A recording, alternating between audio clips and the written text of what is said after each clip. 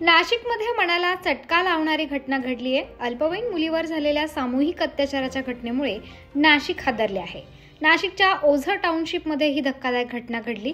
बलात्कार केल्यानंतर 5 संशयित आरोपी फरार झाले आहेत। या धक्कादायक घटनेनंतर नाशिकमधील ओझर टाउनशिप परिसरात संतापाची लाट उसळली आहे। आरोपींना तात्काळ अटक करण्यात यावी अशी मागणी करण्यात येत आहे।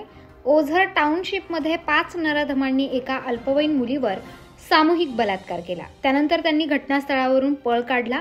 पोलिसात या प्रकरणी गुन्हा दाखल झाला आहे। पोलिसांकडून आरोपींचा शोध घेतला जातोय।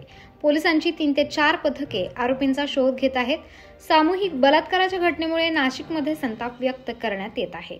शहरातील गुन्हेगारी कधी संपणार असा सवाल सर्वसामान्य विचारत आहेत। मुलगी घरात एकटी असल्याचे पाहिले आणि 5 नराधमांनी डाव साधला। आई मजुरी काम करण्यासाठी गेली होती, त्यामुळे मुलगी घरात एकटीच होती। हाच डाव साधत 5 जणांनी घरात घुसून कुकर्म केले। नराधमांनी अल्पवयीन मुलीच्या शरीराचे लचके तोडले। या प्रसंगाबाबत कोणाला सांगितले तर जीवे मारून टाकू अशी धमकी त्या आरोपींनी मुलीला दिली होती। उत्तर महाराष्ट्र न्यूज नेटवर्कसाठी मच्छिंद्र साळुंके,